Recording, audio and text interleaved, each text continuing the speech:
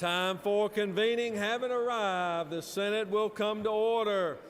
Would ask unauthorized visitors to exit the chamber at this time. The Senate will come to order. Call upon the distinguished senator from the 54th.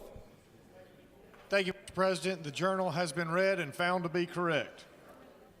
Is there objection to dispensing with the reading of the journal? Reading of the journal is dispensed with. Is there objection to the confirmation of the journal? The chair hears none, and the journal is confirmed. All senators having bills and resolutions to introduce, please bring them to the secretary's desk at this time. First reading and reference of Senate bills and resolutions. Senate Bill 214 by Senator Makuna, the 29th, a bill to be entitled an act to amend Article 1 of Chapter 27 of Title 50 of the OCGA relating to general provisions regarding the Georgia lottery so as to allow a winner of a lottery prize to remain anonymous if he or she donates 25% of the prize to the Lottery for Education account, to provide for related matters, to provide for an effective date, to repeal conflicting laws, and for other purposes.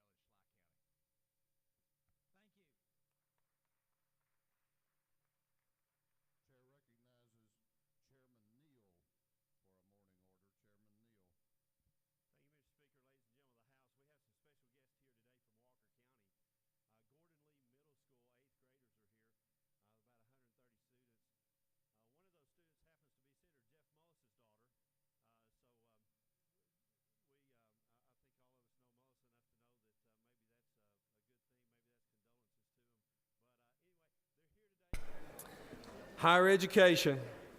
Senate Bill 215 by Senator Mullis of the 53rd, a bill to be entitled Education and youth. Senate Bill 216 by Senator Carter the 1st. Public safety. Senate Bill 217 by Senator Carter the 1st. Health and human services. Senate Bill 218 by Senator Gooch of the 51st and others. Transportation.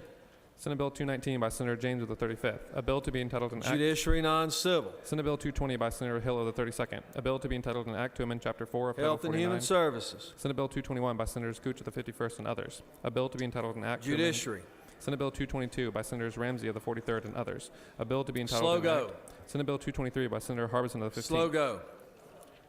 Senate Bill 224 by Senators Golden of the 8th and others. Insurance and labor. Senate Resolution 378 by Senators Mullis of the 53rd and others, a resolution proposing an amendment. Insurance and labor. Senate Resolution 379 by Senators Gooch of the 51st and others. Transportation. Senate Resolution 383 by Senator Mullis of the 53rd. Transportation. Through with the order, Mr. President.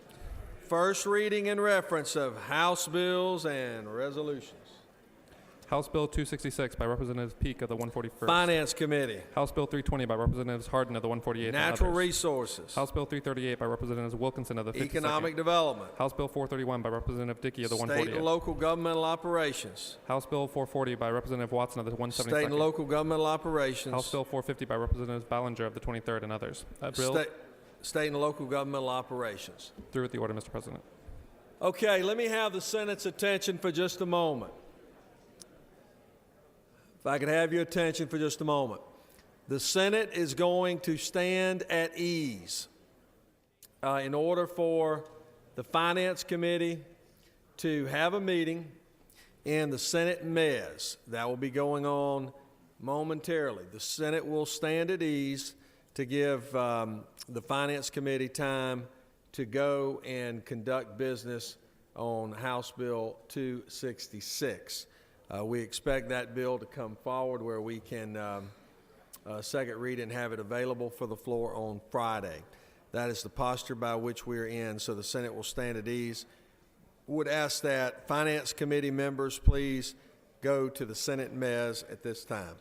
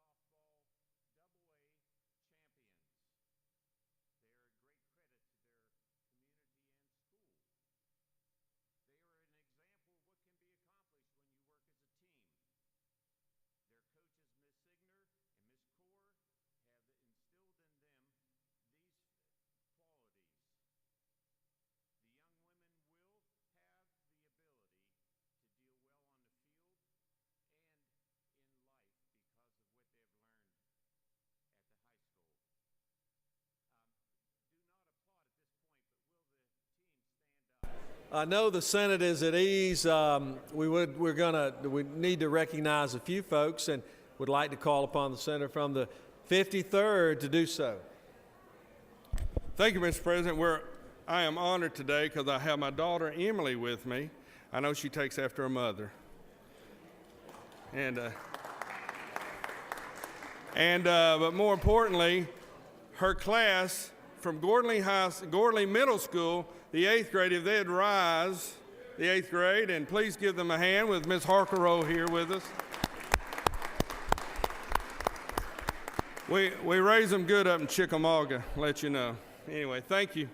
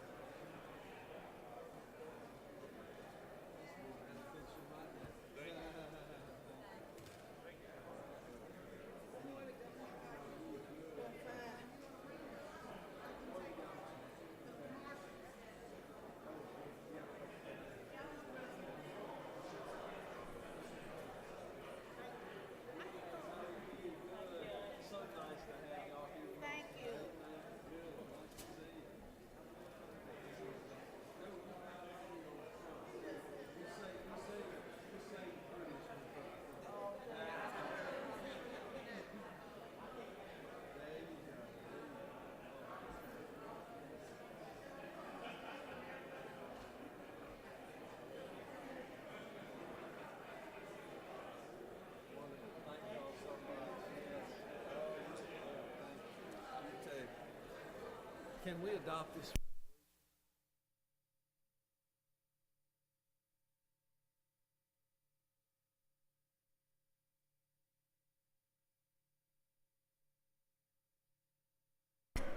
Let me have the Senate's attention for just a moment. We have some special guests that are going to have to get back to work, obviously doing wonderful work for us in our great state. We appreciate them very, very much. If Secretary will read a resolution, and we'll adopt it later, but recognize these special guests.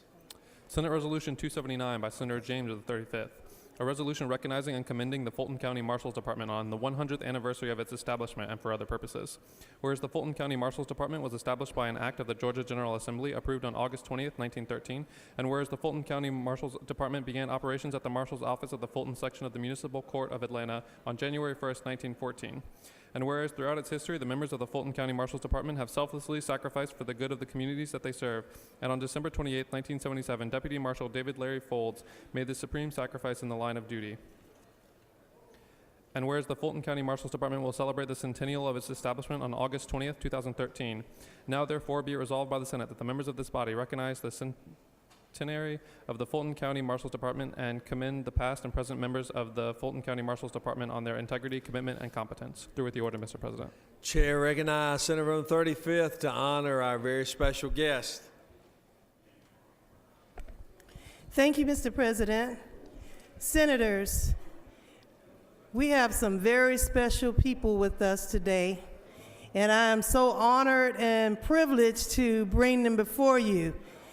For 100 years, Fulton County has been blessed to have marshals who protect and serve us in this community. And they will be celebrating 100 years. And today we have the Chief Marshal of Fulton County with us, Marshal Antonio Johnson, and I'd like for him to just say a few words. Good morning, everyone. First and foremost, I want to thank the Lieutenant Governor Casey Cagle and Senator Donzella James and Senator Vincent Ford and the rest of the senators here. But most of all, I'm sorry, Senator Tate, I didn't see you up here, ma'am. But most of all, I want to thank the men and women of the Fulton County Marshals Department. I have Major Powell, I have Sergeant Buck, And I have Senator James' firstborn, Corporal Brian James here. And thank you all so much for the time to take out of your schedules today to honor us for 100 years of service. Yes, he is my firstborn. Thank you. Good. Thank y'all so much. Y'all make us proud. We appreciate what you do. Yes, a real honor. Thank you. That's right.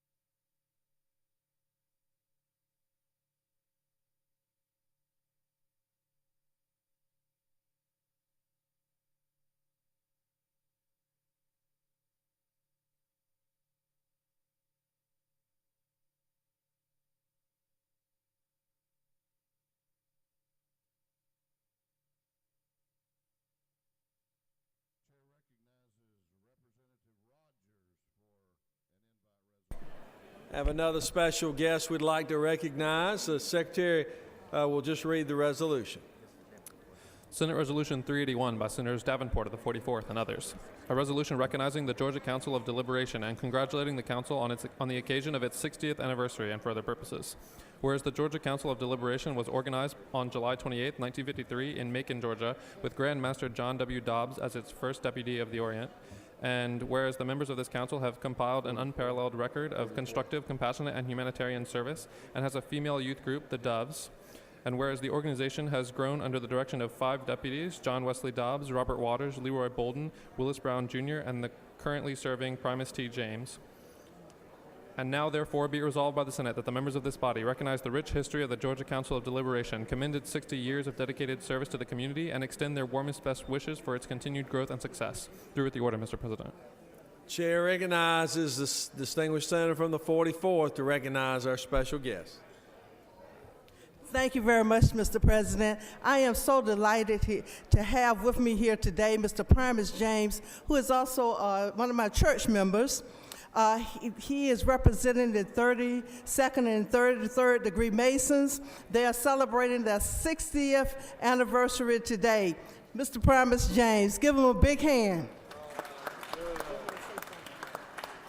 Just like to say thank you for inviting us and thank you for supporting us for the 60 years. Thank you. All right, good, excellent. Thank you so much.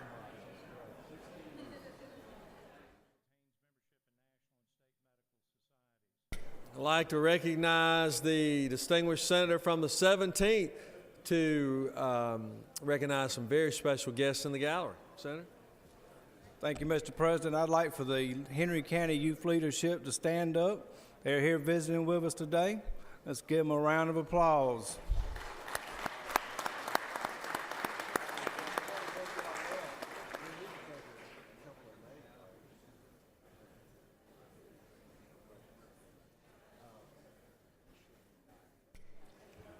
Let me have the Senate's attention for just a moment. We have some very special ladies, by which we would like to recognize a wonderful softball team. And if you would please read the resolution. Senate Resolution 249 by Senator Mullis of the 53rd. A resolution congratulating the Dade County High School Lady Wolverines softball team on their 2012 AA State Softball Championship and for other purposes. Whereas the Dade County High School Lady Wolverines, consisting of Kaylee Cravey, Haley Kiesler, Allie Birchfield, Faith Gregg, Natalie Wallen, Carrie Pierce, Michaela Ginn, Madison Gossett, Haley Gass, Autumn Smith, Grace Miner, Maddie Castleberry, Madison Lacey, Carly Stevens, Allison Smart, Summer Stevens, Morgan Lacey, and Sydney Vaughn had a Cinderella finish to their 2012 season and defeated Wesleyan in a 8-4 win for the state championship. And whereas under the leadership of coaches Christine Kaur and Autumn Sigler, the Lady Wolverine softball team displayed exemplary perseverance, character, and sportsmanship in finishing their 2012 season with a record of 22 wins and 13 losses. Now, therefore, be it resolved by the Senate that the Dade County High School Lady Wolverine softball team is congratulated as 2012 AA State softball champions. Through with the order, Mr. President.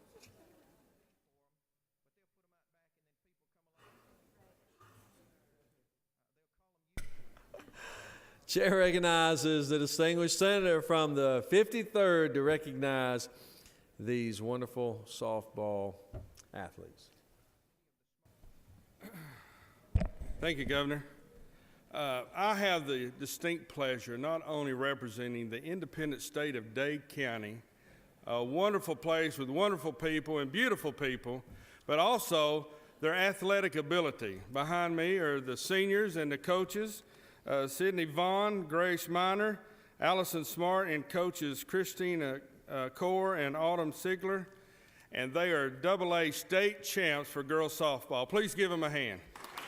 And please stand. Dade County softball team.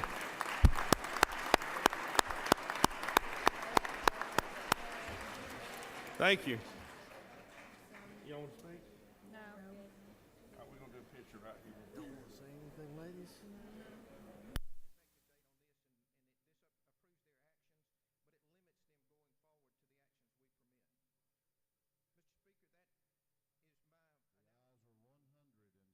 Let me have the Senate's attention for just one moment, if I might. It's not often that we have the opportunity to recognize 3 generations that are visiting with us, and I would like to call upon the senator from the 10th to make a very special presentation.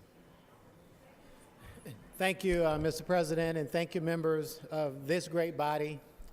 I am honored to stand here today to recognize 3 generations of hardworking and dedicated employees for the great state of Georgia, and particularly the Secretary of State. Let me start with the matriarch of the family, Ms. Dorothy Thompson. She is an amazing and accomplished woman in her own right. She is a native of Thomaston, Georgia. She retired from the Army Air Force's chain service at Fort Gillem in Forest Park. She enjoys outings with the Golden Age senior group in her community. At her church, she serves as president of the Mothers Ministry and works diligently with her church community food bank. Ms. Thompson enjoys working as a doorkeeper, as we all know her here at the General Assembly, where she has been so gracious to greet us for the past 10 years. She is also the mother of 5 children, 12 grandchildren, and 8 great-grandchildren. Now, let me tell you a little bit about Ms. Dorothy Thompson's oldest son.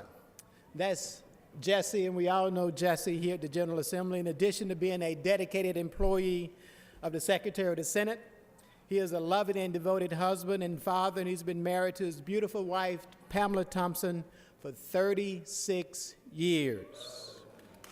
And she joins us today. They met at Fulton High School in Atlanta, Georgia, and Pamela has been an educator in the Atlanta public school system for over 20 years. In a little side conversation we had here in the General Assembly, come to find out that, I went to West Fulton High School, she graduated from Fulton, and all of my cousins lived over there, graduated from Fulton, and she started telling me about my cousins that she graduated with. So I feel that connection and affinity. Jesse's commitment to politics began 25 years ago, and when he was hired as a full-time employee in the Secretary of the Senate's office and later as print shop manager. He is firm when it comes to hard work and professionalism. which are qualities he has encouraged in his 3 children. He serves faithfully at his church, First Mount Salem Baptist Church, as a deacon, and he chairs several committees. Thank you, Jesse, for all the work you do to make the senator's life a little less complicated here at the General Assembly. Now, this brings me to the most important employee of the Thompson clan, someone who I had the good fortune to bring into this great body, Miss Jocelyn Thompson, who was born February the 27th, some 24 years ago. Happy birthday, Jocelyn. Some say that is no strange reason that she was born in the month of love, because anyone that knows Jocelyn will tell you that she has love and compassion toward all people. Her parents, Jesse and Pam, are proud of her spirit of excellence and her commitment. Jocelyn is passionate about every task that she undertakes, even those reports I've asked her to type 3 and 4 times because I got something wrong. She graduated from Cedar Grove High School in 2007, and upon graduation, she attended Gordon College and later transferred to Georgia Southern University, where she graduated cum laude with a Bachelor's of Arts degree in political science. And yes, she's headed toward the General Assembly. Presently, she is a youth leader at her church. She serves as a mentor and motivator to young ladies at church and in her community. She loves God. That's a quote that she gave to me, and she's very proud of her job and the work she does as an administrative assistant, not just to me, but to Senator Thompson, Steve Thompson, who is the dean of this great General Assembly, dean of this Senate. So I am just so excited to present to you the Thompson clan, who has 3 generations of leadership and accomplishments here at the General Assembly. And I know if you're like me, their lives have touched each of you in some way. Thank you for allowing me to share with you this family, and again, to my administrative assistant, happy birthday, Jocelyn.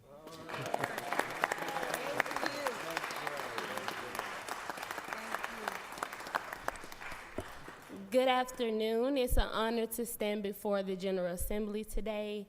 Thank you so much. I'm so appreciative to be here and to work for Senator Thompson and Senator Emmanuel Jones and Sam Tillman as well. And I just want to thank you. I'm blessed to stand beside my grandmother, my dad, as well as my Aunt Phyllis and my mom, who's here today. And just thank you so much. Well done, that was great. Thank y'all so much. I appreciate that. Thank you, Phil. Miss Dorothy, thank you so much. Hey, good to see you doing good. Let's pose for a picture, baby. Oh.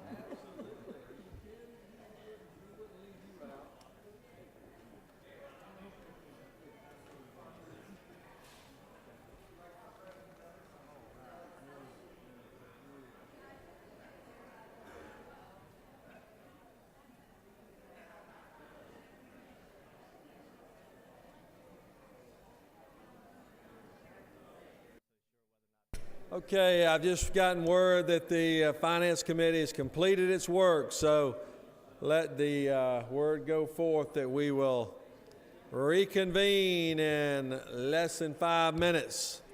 Less than 5 minutes.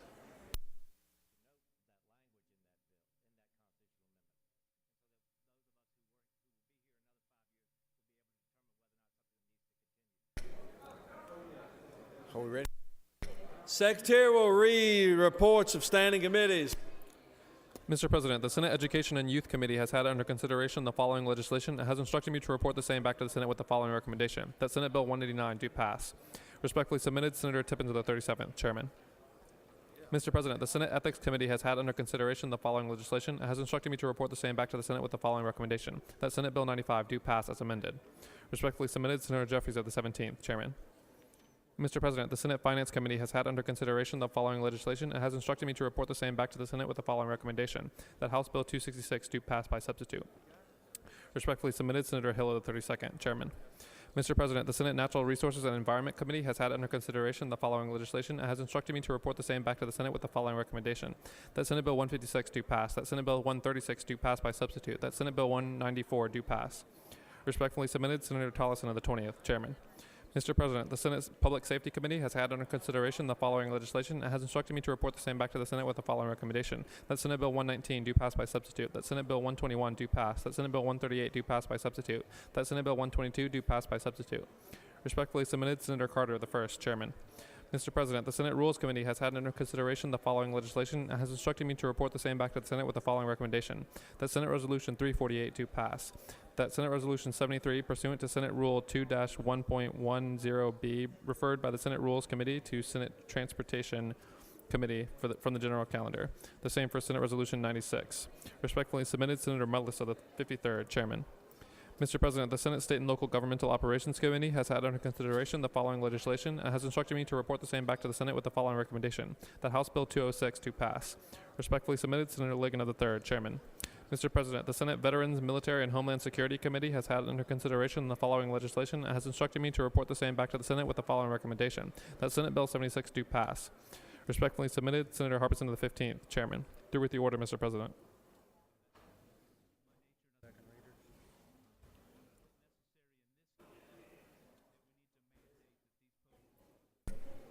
Secretary Reed, second readers. Senate Bill 85 by Senator Bethel of the 54th and others. Physicians, authorize the administration of vaccines by pharmacists or nurses, vaccine protocol agreements. Senate Bill 158 by Senator Orrock of the 36th and others. A temporary medical consent guardianship, physician order for life-sustaining treatment, change certain signatures. Senate Bill 163 by Senator Ligon of the 3rd and others. Community Health Department, required to study and identify options for Medicaid reform. Senate Bill 185 by Senator Stone of the 23rd. Banking, secured transactions, change provide for definitions, electronic chattel paper, provisions. Senate Bill 187 by Senator Hill of the 32nd. State government, provide exemption for the Board of Commissioners of Georgia Student Finance Commission, Board of Directors. Senate Bill 193 by Senator Cowsert of the 46th and others. Uniform Interstate Family Support Act, update. Through with the order, Mr. President.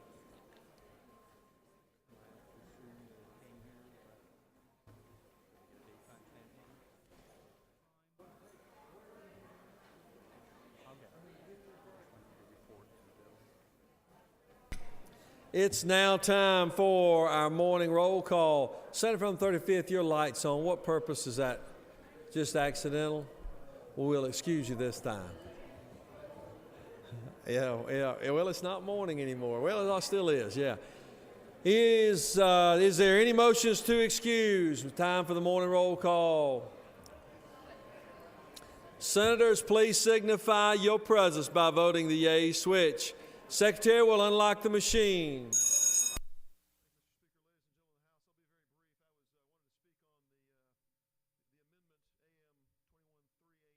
Our good pastor has been waiting all day for our morning devotion.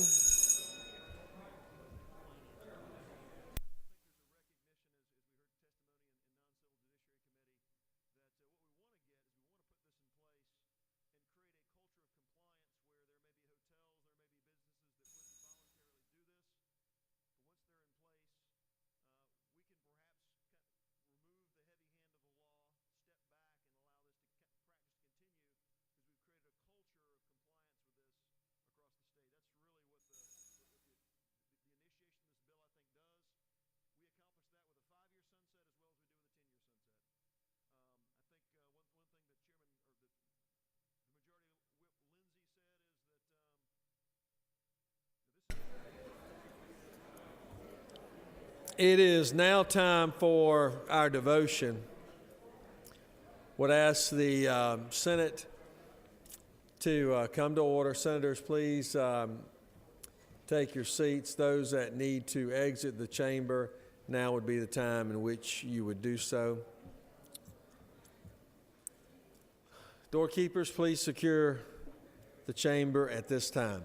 It's my honor now to recognize the distinguished senator from the 6th to recognize our chaplain of the day and lead us in our pledge. Senator. Please join us in our pledge allegiance to our flag. I pledge allegiance to the flag of the United States of America and to the republic for which it stands, one nation, under God, indivisible, with liberty and justice for all. Now our Georgia flag. I pledge allegiance to the Georgia flag and to the principles for which it stands, wisdom, justice, and moderation. Good morning, colleagues. Good morning, almost good afternoon, but today we are honored to have Dr. Vic Pence give our devotion of the day. Dr. Pence is a great man of God and a follower of Christ, and he is a tremendous leader. He was called into the ministry during the 1960s when he led his InterVarsity Christian Fellowship chapter at Pomona College. He left sunny California, where he was raised, for the drab Northeast, graduating from Princeton Theological Seminary. He later received his doctorate from Fuller Seminary. Among his many pastoral experiences are preaching to the President of the United States, serving as chaplain to the crew of 3 space shuttle launches at Cape Canaveral, serving as chaplain to the world's largest rodeo, and running an evangelistic beach ministry to Southern California surfers. Vic has taught preaching at Fuller Seminary and has been featured as a speaker at conferences and workshops in the U.S. and around the world.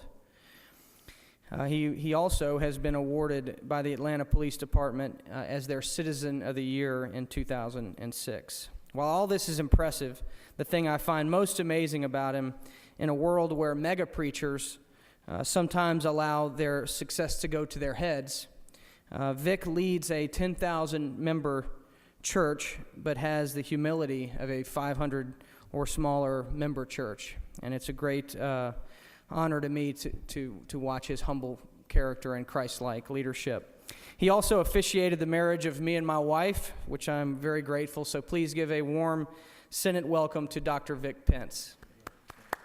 Thank you, sir. Thank you, Senator Hill and Mr. Lieutenant Governor and members of the Senate of this session of the great state of Georgia. I have a great privilege to share a few brief comments and then lead us in prayer. Have you ever noticed that the bigger the sports fan, the more they are into the rules? One of my absolute favorite all-time commercials was the one called "You Make the Call." And they would show the footage of an actual game, and maybe the quarterback's going back to make a pass, but the ball squirts out of his hand. It's a live ball on the ground. Meanwhile, there's a defensive player who's been guarding a receiver who's gone out for a short down and out, and the defensive player steps on the sideline, sees the ball, sprints for it, picks it up, scoops it up, and he goes all the way. And then it says at the bottom, was it a touchdown? You make the call. And you rack your brain, what is the rule? And then they go to the commercial, and then they come back and they say, was it a touchdown? And the answer is no.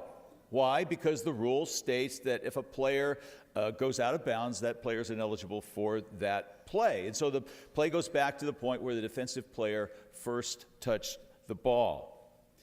Any true sports fan loves the rules. We love the exhilarating freedom of watching or playing sports, but without the rules, you can't have baseball or football or basketball. You won't have the Braves or the Falcons or the Hawks, or for that matter, you won't have golf or hopscotch, or you won't have tiddlywinks or Scrabble or anything else. Freedom cannot exist without law. Think for just a moment when precisely it was that God gave the 10 Commandments to the children of Israel. Was it when they were still under slavery in Egypt? No. Was it when they were crossing over Jordan into the Promised Land? No. When God gave them the 10 Commandments was after they'd crossed the Red Sea. Freedom had just flopped into their laps. What were they going to do? The old question of what do you do after the revolution? What's the glue that's going to keep us together? And previous to that, they had been unified by their opposition to a common tyrant. But now what? Israel had 2 likely options. One of them was authoritarianism. Moses stands up, says, I'm the new Pharaoh. You do whatever I say. The second option was anarchy, because then you would be like many parts of the world today where whoever has a gun is in charge. And as a matter of fact, if you know that story, when Moses went up the mountain, the people descended into debauchery around the golden calf. And so which was it going to be? Was it going to be an iron fist, or was it going to be the law of the jungle? It is then that Moses descends from the mountain, tucking under his arm God's great gift, which is a third way, the gift of freedom through law. America's Moses was George Washington, whom we celebrate his birthday this month. And George Washington was worshiped by people. George Washington, if he had just said he was willing to have it happen, he would have become the king of this new continent. And a wise and just king he probably would have been, except for his views on slavery, which were abhorrent. But during the Revolution, he was facing terrible shortages, and the generals were pouring letters on his desk saying, we don't have any food, we don't have any money, we don't have any wagons, and he dug into his own pocket in order to pay for the war effort.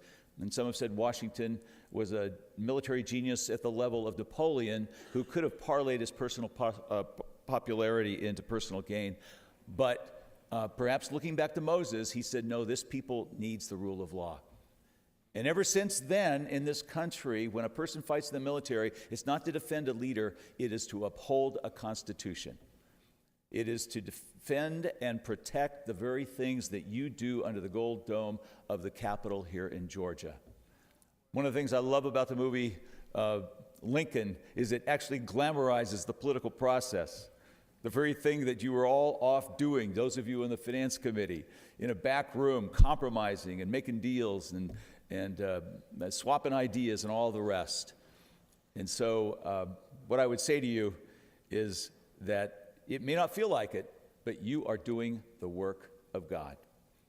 And my prayer is that God's law would be the basis for your laws. And now I get to pray for you. Gracious God, with the psalmist we say, oh, how I love thy law. I ask you to guide and bless these lawmakers here assembled, that they might enact laws that please you, that they would work to the glory of your name and to the welfare of the people of Georgia. We pray in your name. Amen.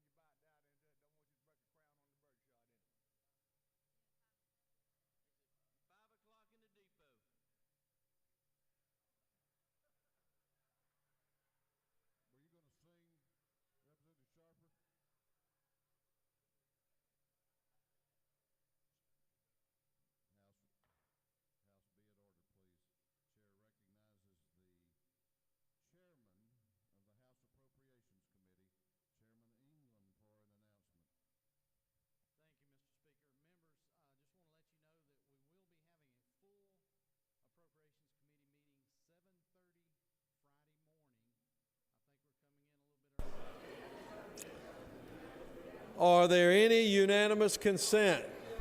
Does any senator wish to rise on a point of personal privilege? You have a consent calendar of privilege resolutions that are before you. Is there objection to adoption of the privilege resolutions on the consent calendar? Chair hears none. Consent calendar is therefore adopted. Are there any motions to withdraw or commit? Mr. Secretary, are there any objections filed on any of the bills on the local consent calendar? Mr. President, there are no objections filed. Is there objection to agreeing to the Appointed Committee on the State and Local Governmental Operations which failed to pass the bill on the local consent calendar? Chair hears none. Appointed Committee is agreed to. All those in favor of the bills on the local consent calendar will vote aye. Those opposed, no. And the Secretary will unlock the machine.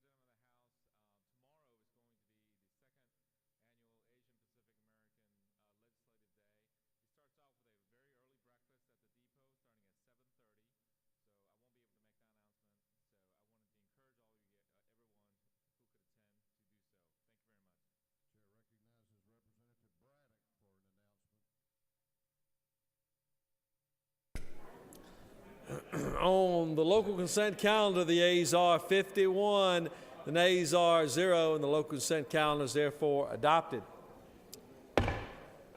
We're moving on to the general calendar. Secretary will read SB 115. Senate Bill 115 by Senator Tippins of the 37th and others. A bill to be entitled an act to amend Code Section 20-2-133 of the OCGA relating to free public instruction so as to provide the performance data of students in Suspend.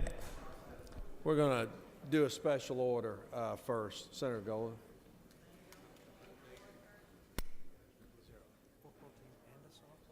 Secretary will read a resolution.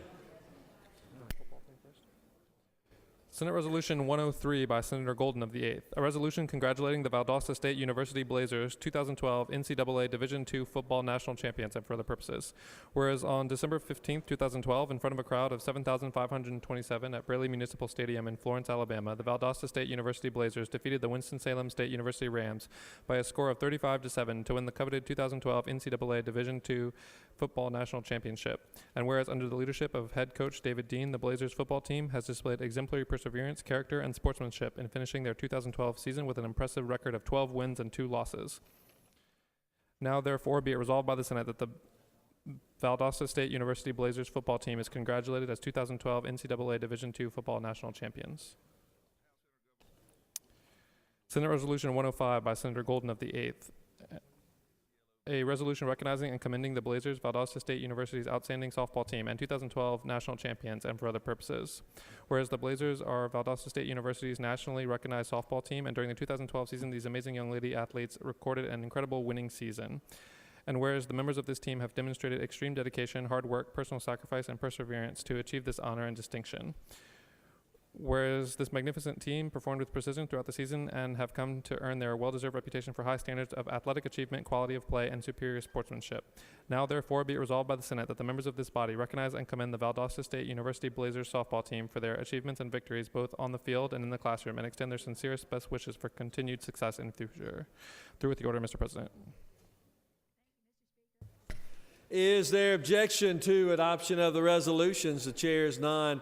The resolutions are adopted. Nobody does it better than Valdosta, and we are proud to have the distinguished senator from the 8th to present and recognize these very special champions. Thank you, Mr. President. It is indeed an honor.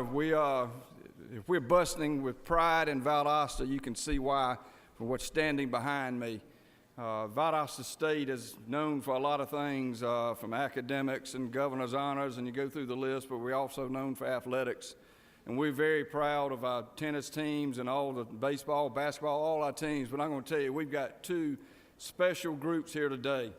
The first group I'm going to talk about real quickly is the girls softball team. The Valdosta State Blazers softball team was national champions. They were runner-ups, I believe, in 2011. Was it 2010? 2010, and by, if I recall, a smash to third that was almost a hit, and we would won it. We've been champions twice in a row. But they won championship last year as the national champions in softball. We have Samantha Posey behind me and April Hutchins. If y'all would raise your hand behind me from the softball team, and y'all give them a hand for their great victories. From the great national football champions this year, we have behind us Caden Cochran and Jeremy Grable. If you would, give them a hand. It was not even a close game. They dominated the national championship game, and we're so proud they were honored as national champions. We also have some of the football players, if y'all would, and I think some of the softball players, and if y'all would stand, if you're in the gallery, please stand up and raise your hands. We honor y'all. How about a hand for this group?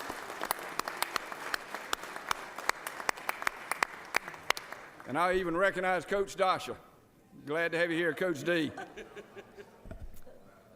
I also have the president of Valdosta State, Dr. Bill McKinney. Before I introduce him, I want you to recognize Herb Reinhardt. He is athletic director at Valdosta State and has done an outstanding job. Recognize Herb Reinhardt. With that, I'm going to bring up the new president of Valdosta State. We're so very proud of Bill McKinney and the great job he's doing, and he's going to speak to these two great athletic teams and your great accomplishments. Dr. McKinney. Thank you, Senator Golden. It is with tremendous pride and indeed deep humility that I get to stand here in front of this body today and speak to these two incredible groups of young student athletes. You know, one of the great parts of being a university president, and not just any university president, but the president of Valdosta State University, is the opportunity to get to know these fine young, indeed, ambassadors of this institution. In the women's softball team, you see our 6th national championship, and in the football team just this past December, you see our 7th national championship. And what they stand for as young people is excellence both on and off the field. They carry themselves with pride. They represent the university in ways that as a president you can only dream about, but they also carry themselves well as students and as scholar athletes. We are very, very proud of all of their accomplishments, both on and off the field. And so it is with tremendous pride that I get to stand here surrounded by these folks and surrounded by their teammates up in the gallery and thank this body for this opportunity today. And thank you, Senator Golden. Thank you so much. Appreciate you. Good. Let's pose for a picture on the step. Okay. Secretary will read Senate Bill 115. Senate Bill 115 by Senator Tippins of the 37th and others. A bill to be entitled an act to amend Code Section 20-2-133 of the OCGA relating to free public instruction so as to provide that performance data of students in certain placements are included in the resident school system data. and for other purposes. The Senate Committee on Education and Youth recommends that this bill do pass by substitute. Senator Tippins of the 37th, Chairman. The Senate Education and Youth Committee offers the following substitute to Senate Bill 115, a bill to be entitled an act to amend Code Section 20-2-133 of the OCGA relating to free public instruction so as to provide that performance data of students in certain placements are treated as single local education agency and for other purposes. Through with the order, Mr. President. Chair recognizes Senator from 37th to present the bill.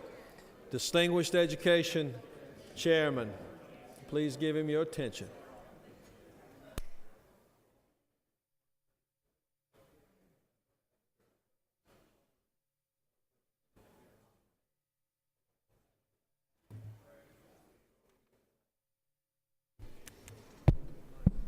Thank you, Mr. President.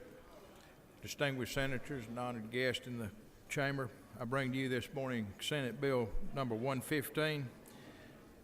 This bill has to do with a very special population of students in the state of Georgia.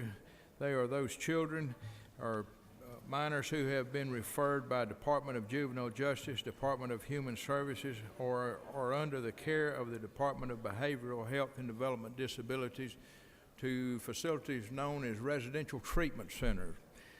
All of the students in these facilities, which are privately owned, are an at-risk population. There are children who have been referred by one of the above listed agencies or the judicial system. This bill has to do, well, let me back up. Heretofore, currently in practice, the academic achievement and performance measures of all of these residential treatment centers have been recorded in the resident school district in which the facility is located. But a huge number of these students are not even residents of the local district. And if you have a residential treatment center located in a relatively small school district, because this is an at-risk population, the performance scores of these students has a very adverse effect on the the local school district in which the facility is located. This legislation creates a special accounting entity at the DOE for the academic performance and the recording of all of the data, student performance that has to be recorded for each student in the state of Georgia. So, as it is currently, I'll give you an example. The Dublin City system has an RTC located within its district. That facility has a 10-point negative effect on graduation rates of Dublin City schools. This legislation is geared toward the accounting of this at-risk population as a peer group as a whole in the state of Georgia. Certainly each facility will have its individual scores recorded, and you can look at the performance of each one. Nothing else changes in this. The responsibilities of the local school district to be a conduit or any pass-through for funds that they have to qualify for, all of that will stay in place. This bill has the full agreement of the residential treatment centers, of the school superintendents, and the DOE. And as a matter of fact, the DOE was instrumental in the drafting of this language in the legislational changes. I ask for your unanimous support of this bill. Mr. President, if there are no questions, I'll yield the wheel. There are no questions, Mr. Chairman. Thank you very much. Questions on the adoption of committee substitute. Is there objection? Without objection, committee substitute is adopted. Does any other senator wish to speak for or against the bill? Is there objection? Agree in the Report of Committee which fail pass the bill.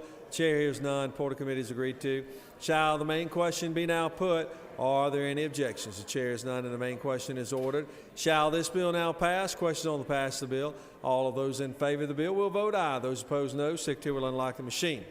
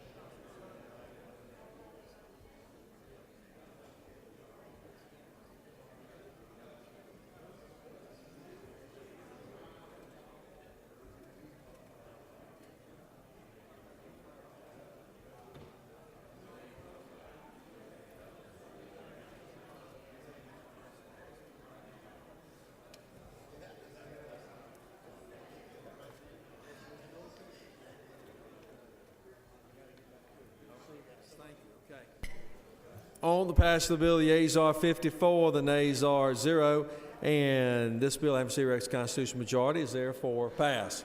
Secretary will read Senate Bill 134.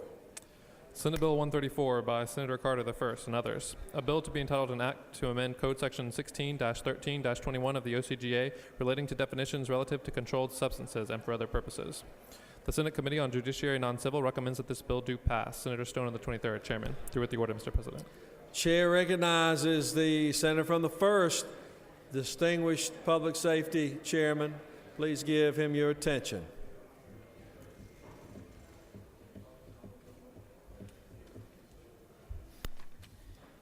Thank you, Mr. President. Senators, I bring before you today Senate Bill 134. This is a very, very simple bill. All we are doing in the Controlled Substance Code section of our Constitution is to simply add under the definition of prescribers that it pertains to prescribers of any other state. As it is now, we only identify them and define them as those who are licensed under the laws of this state, but we just need to add to it or any other state. And that's what we're simply doing in this, a very simple, straightforward bill, something that is a cleanup, if you will, to our code section. Mr. President, if there are no questions, I'll yield the will.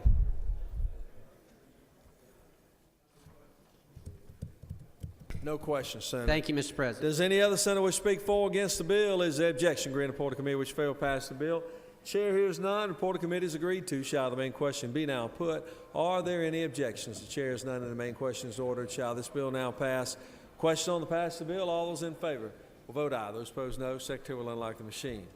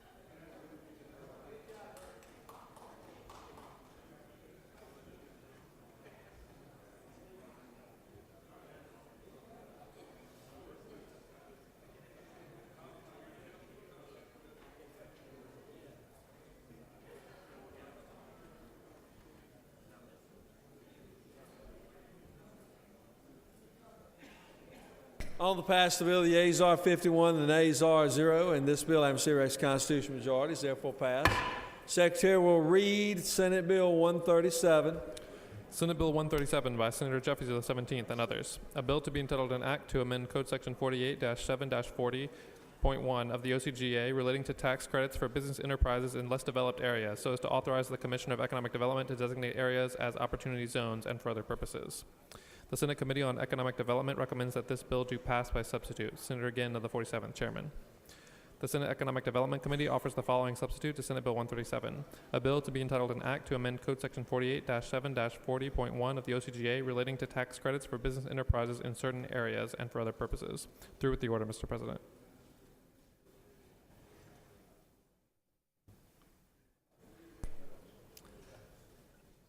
Chair recognizes the senator from the 7th to present the bill. Excuse me, 17th. There's a 1 in front of that 7.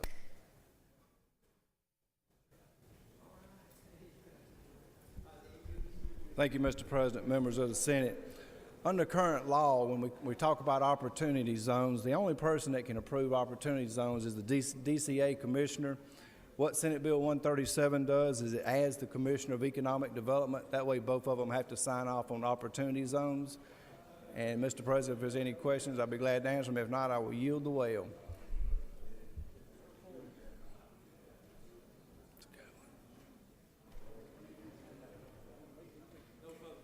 Thank you, Mr. President.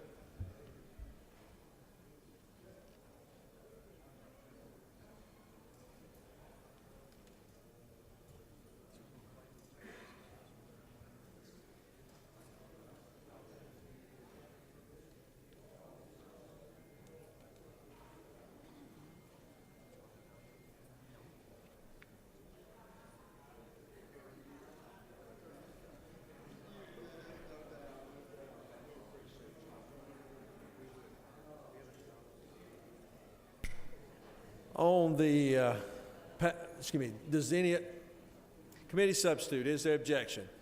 Without objection, committee substitute is adopted. Does any other senator wish to speak for or against the bill? Is there objection to grant report of committee which fail pass the bill? Chair is none. Report of committee is agreed to. Shall the main question be now put? Are there any objections? Chair is none. The main question is ordered. Shall this bill now pass? Question on the pass the bill. All those in favor of the bill will vote aye. Those opposed, no. Secretary will unlock the machine.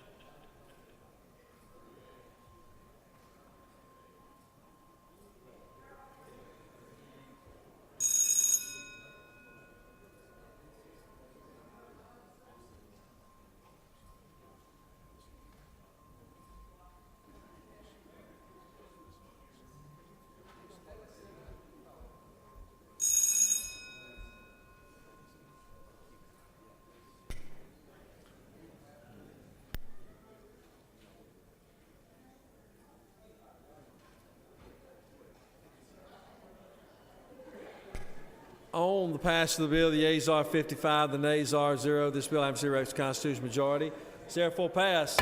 Secretary will read Senate Bill 139. Senate Bill 139 by Senator Miller of the 49th and others. A bill to be entitled an act to amend Chapter 1 of Title 13 of the OCGA relating to general provisions for contracts so as to provide for the collection of closing fees for contracts for the advance of money or the extension of credit and for other purposes. The Senate Committee on Banking and Financial Institutions recommends that this bill do pass by substitute. Senator Crosby, Chairman.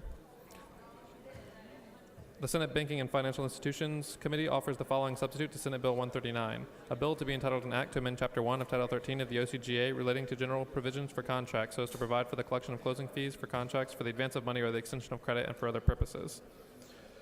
Amendment 1, Senator Davis of the 22nd offers the following amendment. Amend the substitute to Senate Bill 139 by replacing 4 with 2 on line 16, by replacing $50 with $25 on line 17, by replacing $25 with $15 on line 24.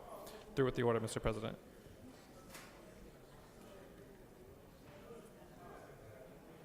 Chair recognizes the senator from the 49th to present the bill.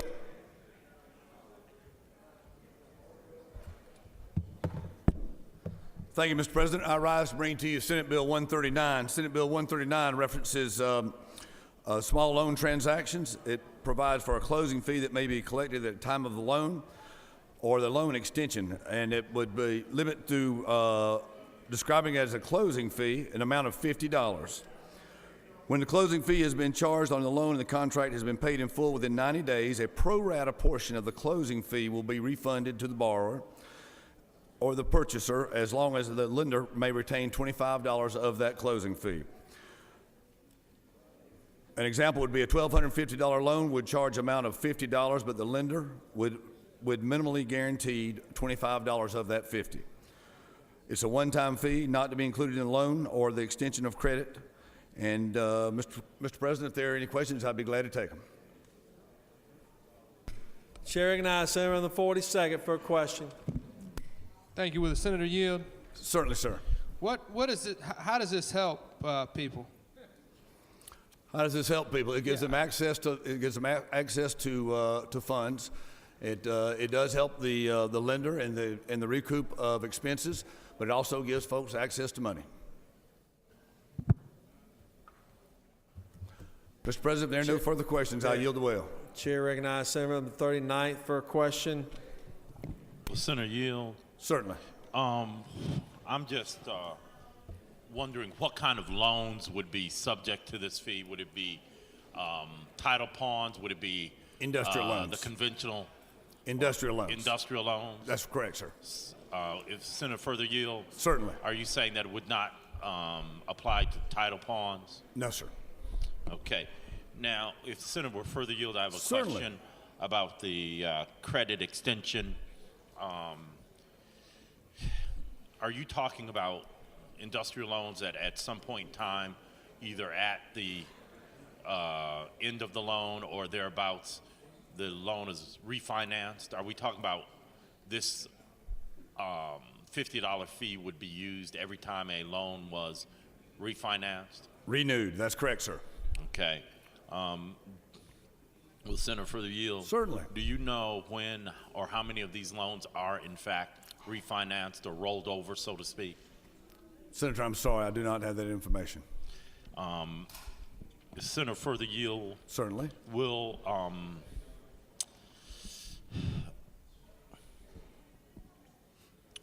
are these loans that you're talking about, has this fee been charged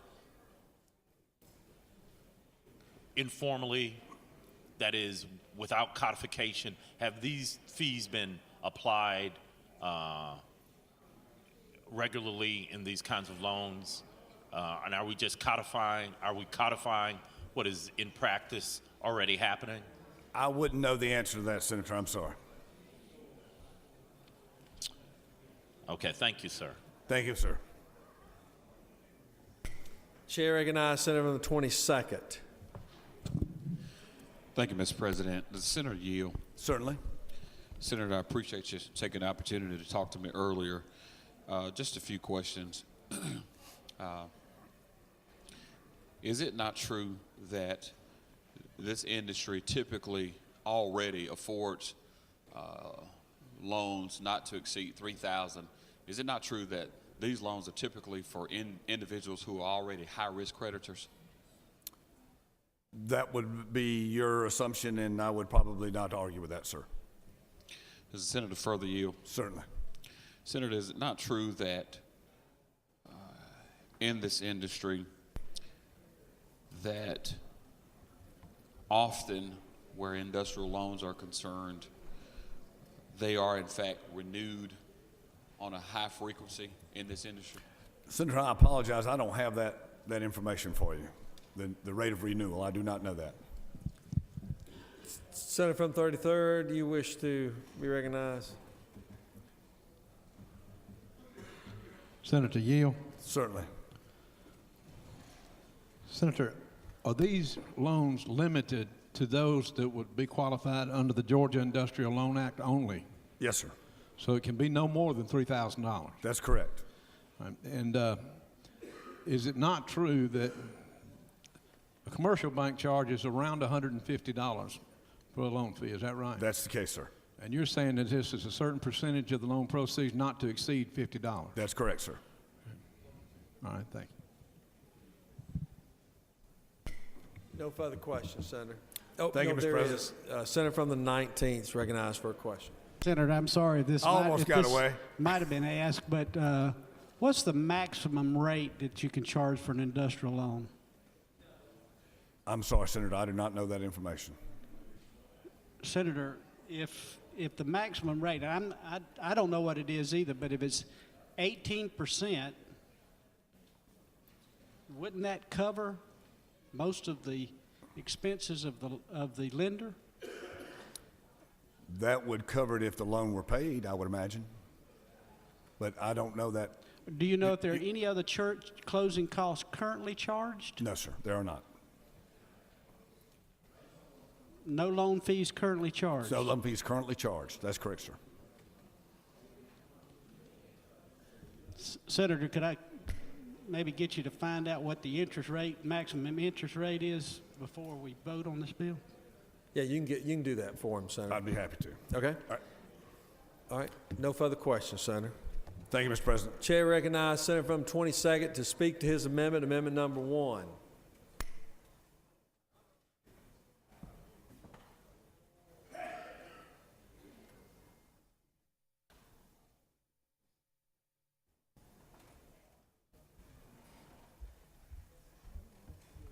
Thank you, Mr. President. Members of the Senate, I rise to offer Amendment 1, but I do think it's appropriate to speak to the measure that's before us. And in Section 1, I want to draw your attention specifically to lines 12 through 17. This measure is brought before us under the guise or premise that these individuals need to have their credit histories reviewed or investigated. But by law, and again, the senator from the 33rd pointed this out, these high interest loans can be capped at $3,000. But the issue at hand is that they are largely charged the highest interest rates because they come as high credit risk individuals anyway. Thus, I offered the amendment because I too believe, like the senator from the 19th, that those fees are actually already covered. And so in Amendment 1, by striking on line 16, 4, and replacing it with 2%, and on line 17, by replacing 50 with 25, and then in line 24, replacing 25 with 15, I think it's more just in terms of how we handle this industry as opposed to operating under this guise that individuals need to have their credit histories investigated and or verified, because the very individuals who come and are a part of this industry are individuals that we already know are high credit risk individuals, and they historically are only allowed to be loaned money at the highest interest rates. And so if there are no questions, Mr. President, I'd ask for your favorable consideration on my amendment. Chair recognizes Senator from the 40th for a question. Senator Yield? I do. Senator, I assume you're replacing the $50 for the $25. The reason you're doing that is because at the end of the day, I believe he's only allowed to keep $25 if the bill's paid in 90 days. Is that correct? If the loan's paid off? Could you repeat that, Senator? I can't hear you. You're replacing $50 with $25 on line 17? Because if I guess you're doing that because at the end of the day, if somebody pays it off in 90 days, the maximum they can be charged is 25, right? That I believe the gentleman so states true. Will you further yield? I do. So if what we're trying to do is pay for the cost of credit report and references, whether you pay it off in 90 days or not, if they're only going to charge 25, we probably charge 25 all the way around. Is that correct? I believe the senator from the 40th has a good point. What I would also offer and submit is that in the state of Georgia, individuals who are here in the state of Georgia are already allowed to be able to secure their own credit report by the big three, Experian, TransUnion, and Equifax, free of charge. Okay. So I'd quite frankly submit to you that there'd be no fees associated with it if we're offering this piece of legislation under the guise that we need to verify and or check folks' credit. That can be done free of charge right now. Thank you very much. Chair recognizes Senator from the 19th. Senator Yield? Yes. Senator, do you have any idea what the average industrial loan would be? The average industrial loan interest rate would be 15.7%. You don't know. I mean, I know the maximum, I guess, from your earlier questions is $3,000, but the maximum that can be loaned pursuant to Georgia law is $3,000. So the average, do you have any idea what the average loan would be? I don't know what the numbers are for 2012, but in the past, those numbers have been roughly about $300 to $450.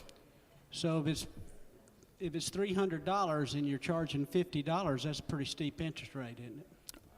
Could you repeat that, Senator? If you're loaning $300 and able to charge $50, that's a high percentage of $300, isn't it? It is. It's a significantly high percentage. And again, I'm extremely cautious about this measure, which is why, at a minimum, I offer this amendment. I think it's certainly a very good compromise, and it does nothing to injure the merits of the bill on its own. And while I would again encourage my colleagues in the Senate to give strong consideration in a time where we've moved from the Great Recession of 2008 to where we are, people are still hurting in this great state. And we need to look for opportunities to help folks instead of hurting folks. And this bill, in my mind, has the effect of hurting folks at a time where they're trying to get back on their feet. And at a minimum, I'd ask you to look for favorable consideration of my amendment.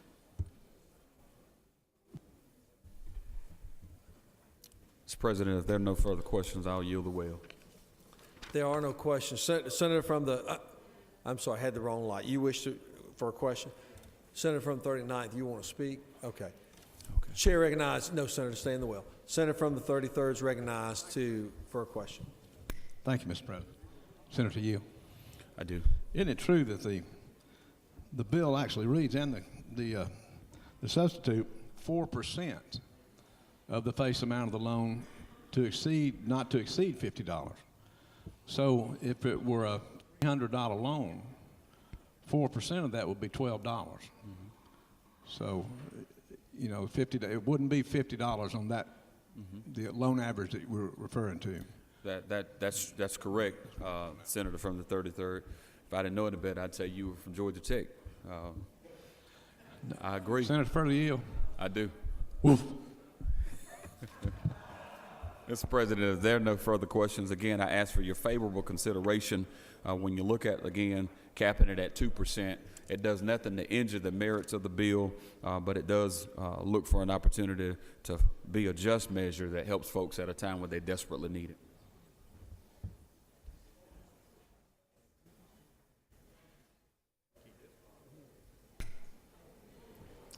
Question is on the adoption of the commit. Your light went off, Senator. I thought you had a change of heart. I was praying. Where's the preacher? Chair recognizes Senator from 39th.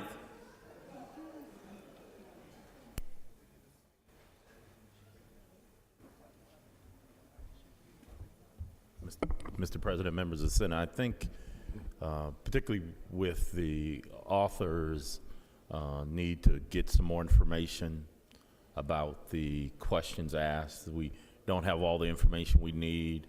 The author is probably going to need some more time to find out the details. It might be a good thing for us not to obstruct, not to stop this bill, but to lay it on the table so that we can take it up at the next opportunity after we get all the information gathered. That's my suggestion, and I think it might help so that we can do some more information gathering so we can have all the facts before us. I yield the well. Senator is yielded. Question is on the adoption of amendment number 1. Senator from the 41st, I'd need to recognize first before 42nd. Is recognized. What purpose do you rise? Just to clarify, Mr. President, parliamentary inquiry. State your inquiry. A proper time to move for tabling would be after the amendments are adopted and as you call the original bill up, or could it be done at this time so people could also get information on the amendments? A motion for tabling is in order at any time. But, you know, there would is the answer to the question. The question is, Senator from the 39th, what purpose do you rise? Moved. No, I said what purpose do you rise? To make a motion. To make a motion?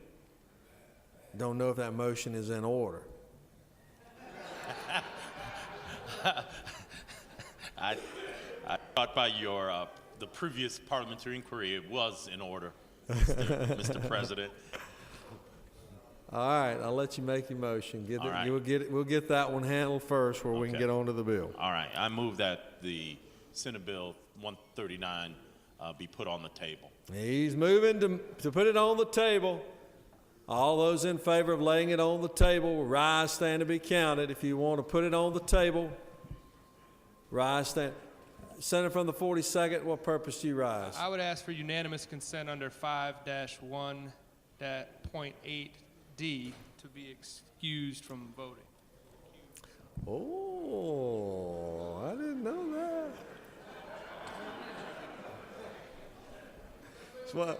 That's why we like that rule. But anyway, all right. Without objection, you can be excused. All right, all those in favor of tabling, rise, stand, and be counted. 1, 2, 3, 4, 5, 6, 7, 8, 9, 10, 11. Reverse.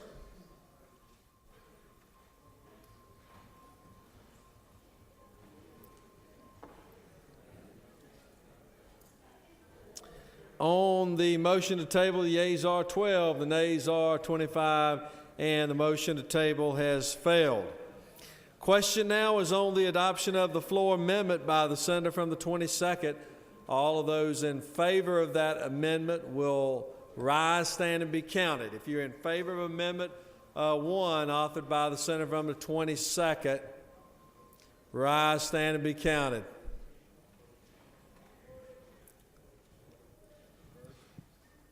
Reverse.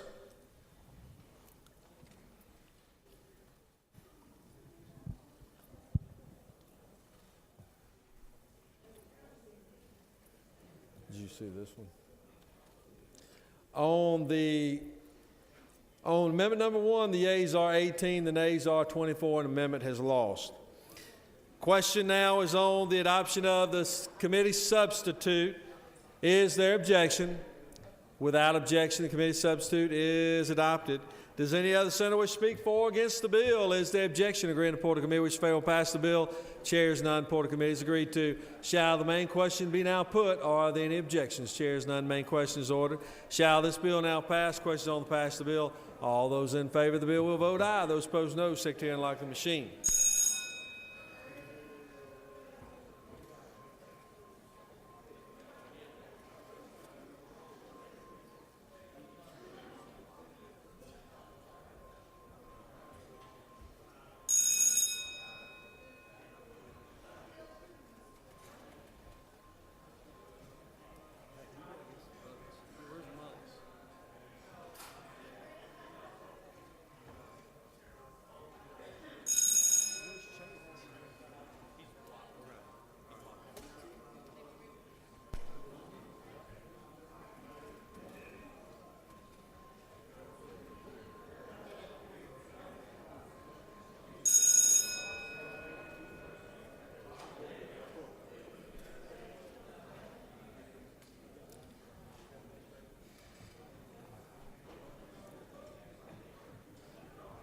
On the pass of the bill, the yeas are 34 and the nays are 18. And this bill, having received constitutional majority, is therefore passed. Chair recognizes the senator from the 18th.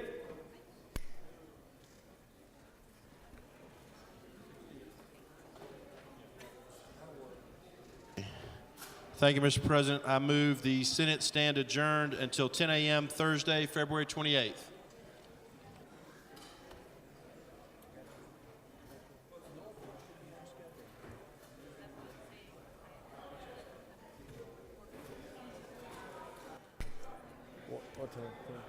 Read the announcements.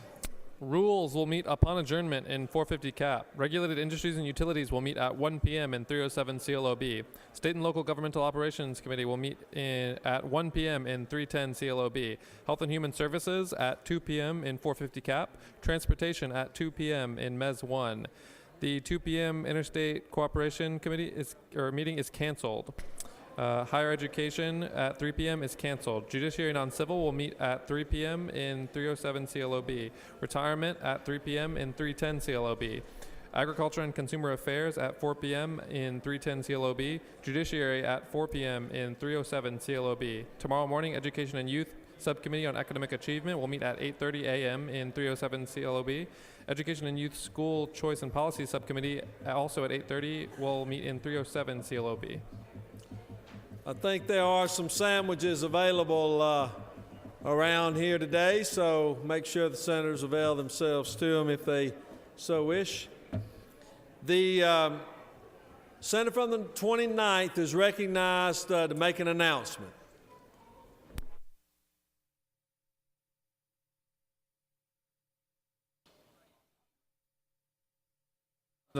You should have an announcement on your desk that this afternoon at 4 p.m. in room 125 in the Capitol, the Atlanta Tea Party, Common Cause Georgia, Georgia Conservatives in Action, and the League of Women Voters will be hosting former lobbyist Jack Abramoff, who will be coming to speak about his experiences in Washington.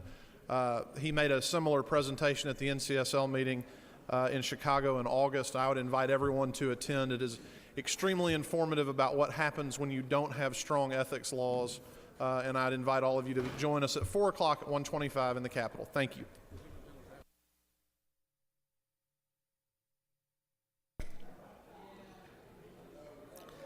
The majority leader has moved. We stand adjourned until 10 a.m. tomorrow morning. All those in favor will say aye.